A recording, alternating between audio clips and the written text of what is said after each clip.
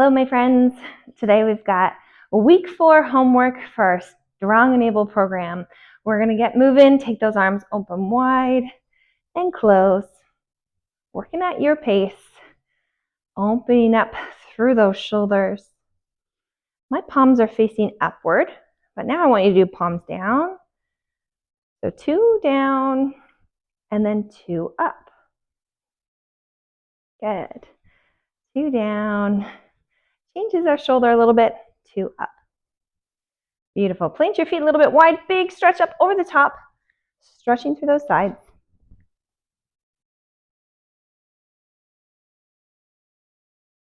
Beautiful.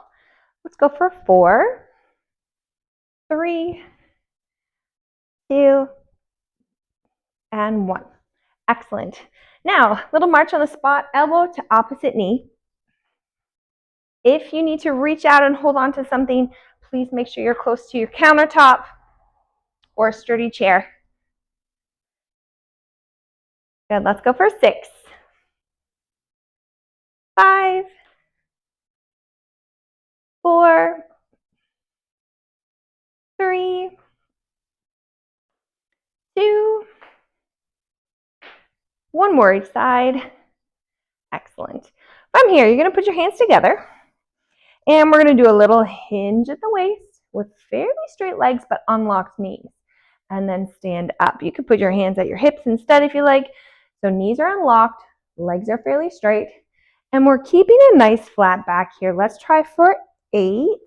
This is what we call a hip hinge. Feeling a stretch to the back of the legs. 7, 6, finish standing up nice and tall. 5, 4, looking good. 3, 2, last one. Excellent. And our final one to kind of warm up here, holding on for support if we need to, you're going to go inside and then outside, same leg. So you're going up and around, up and over, up and around, up and over. Let's do 2 more. Up and around, my weight is shifting a little bit, up and over. 1 more. Excellent. Let's try on the other side. Again, if you need to hold on to something for some balance, please do so. Up and around, so our feet are wide, and then we're coming back to narrow stance. 5, 4, really opening through those hips. 3, this is the ability to get in and out of a car, in and out of a picnic table, over bleachers, in and out of a bathtub or shower. 1 more. You use this motion so often, and when this gets hard, everything feels hard. All right, we're starting with a goose walk today. So you can do this on the spot, holding on for some support, but it's fairly straight legs, core is engaged, or you can move this. You can travel it a little bit, like a big soldier walk, or just do it on the spot. Let's go for about 10, 9, again, working at your pace. You may not get as high as me, and that's okay. Do what you can. 7, we're working on strengthening through the hamstrings, the hip flexors, and the lower abdominals, as well as balance. There's a lot of things happening here. Let's try 4 more each side. 4, 3, last 2. Good, last one.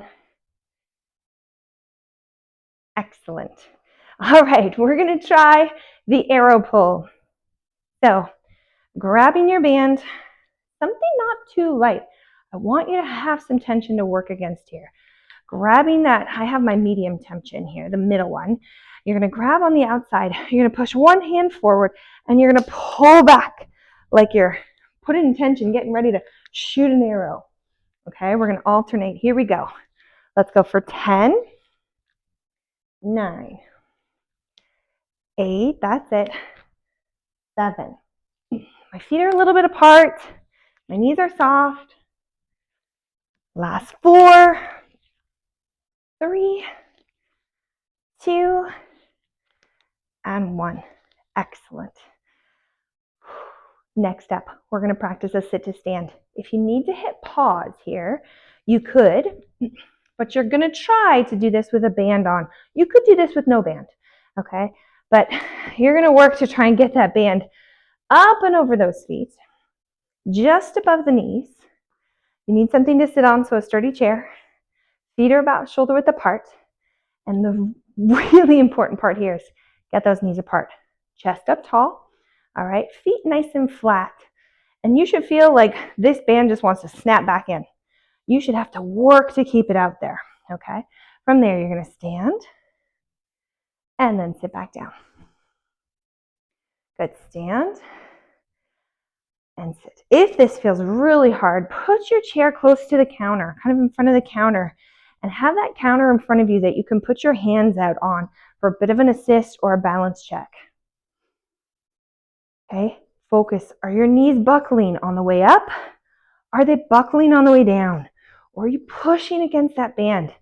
You only push as far as you can with maintaining flat feet. Let's try 4 more. 4. Good. 3. Last 2. Last 1. Excellent. Okay, go ahead, sit back down, slide that band off. Amazing. All right, you can do this one seated or standing, but you're going to put that band around your wrists. If you're standing, feet are about hip width apart, knees are soft.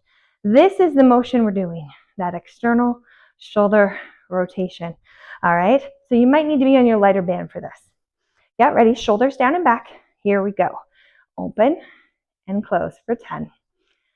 9, knees are unlocked. 8, 7, 6, 5, good. 4, 3, last 2, and last 1. Amazing. Pop that band down. We're going to try that side lunge to a knee up. So I recommend have your countertop or table in front of you. You're going to start with your feet wider than shoulder width apart. Okay, I'm holding onto my counter. I'm going to sit my bum back. I'm going to bend one knee. So there's my side lunge. And then I'm going to push back in. Let's do that again. So side lunge, push back in. That's level 1. Good. Level 2, same thing. But this time you are going to try and see if you go to a knee up. All right. All right, let's try 5 more together here. 5. Good. 4. Holding on if you need to. We don't want any falls. 3. 2. 1 more. Amazing. Shake those legs out. Let's go on the other leg. Okay, an important one to check here is you don't want your knee shifting forward over that front toe. You want to sit your hips back. That's why that very first cue I say is bum back, then shift your weight, and then start to step. Let's do that together. Bum back, shift the weight, and start to step in. Holding on if you need to. Good. If you think you're able and you want to have that knee up, go for it. Let's do 5 more together. 5, 4, last 3, 2, good, 1 more. Amazing. All right, next up is a farmer's carry. Now I have a kettlebell or a weight you could use if you have some weights at home. Ideally you want something heavy, ideally at least over 10 pounds. So you might do like a jug, a 4-liter jug of vinegar that's fully loaded. You might just grab a reusable grocery bag and fill it with some books or heavy things. But get something, press pause if you need to, get something that's a bit heavy, all right? And hopefully you've got some space. You're gonna do a little suitcase carry. I want you to have chest up, shoulders down and back, and we're trying not to drop one way or the other, okay? That's often what happens. I want you to keep your shoulders square over your hips. Start to walk. Okay, we're gonna do this for about 30 seconds. Now, obviously, I'm gonna be walking on camera. You do not have to stay where you can be on camera. So if you've got a stretch of space, use it. A hallway is a great option, sometimes along a counter or along a couch. Again, focus on keeping your shoulders down and back. Nice tall posture. You've got 5 more seconds here. 5, 4, 3, 2, 1. Carefully put it down on your chair.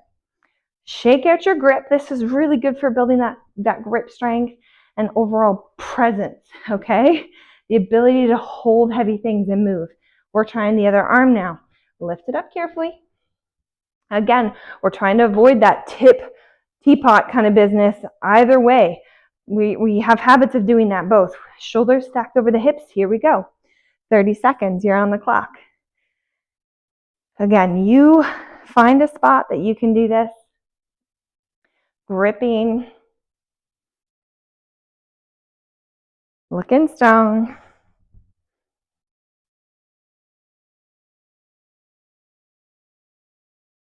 Almost there. 10 seconds. Last 5, 4, 3, 2, and 1. Beautiful. Coming back to your spot, carefully putting that weighted object down. Shake those hands out. All right, we're going to go from either a low table or a sturdy chair. If you're doing this on your chair, make sure it's against a wall so that it's not going to slip on you. We're doing a little plank pike. All right, so we're going to place our hands on that elevated surface. We're going to walk our feet back until our body is flat as a board. From there, my feet are about shoulder width apart, and I'm going to pike myself back, making sure my hands are not going to slip. Okay, so I'm in a big pike position, and then I'm going to flatten until my chest finishes directly over the line of my wrist. Okay, let's try that together. Here we go. We're going to try for 6. Good. Breathe. Try not to hold your breath. 5.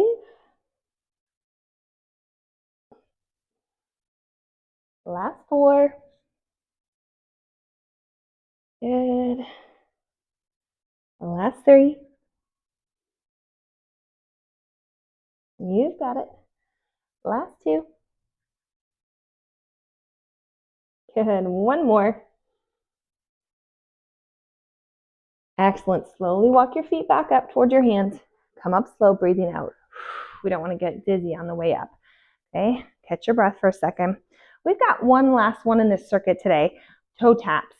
So roughly the height of your chair, or if you have an ottoman, find even just the wall. You're basically trying to bring your toe up, bringing your knee up as high as you can. I'm shooting to get my knee up to at least hip height, maybe even a smidge higher. The ability to do a big step shows up. Thanks to Judy, we were reminded climbing bleachers, watching sports in the arena or at a soccer game. Bleachers are notoriously high. This also reflects the ability to get in and out of a bathtub, out of a car or a high truck. Okay, you should be doing this at home. You better not just be standing there watching. High knees, holding on to something if you need to. Last 4, 3, 2, and 1. Excellent. You're going to take a deep breath in for me. Breathe out. One more time, breathe in. And breathe out. Give yourself a pat on the back. Now, if that felt good and you're like, I want to do that again, I just want you to drag back to the start of the video and do a second set. But if you've had enough for today, give yourself that full pat on the back. Say, that was good for me today. And pick it up again tomorrow or the next day. Great job today, guys. Bye.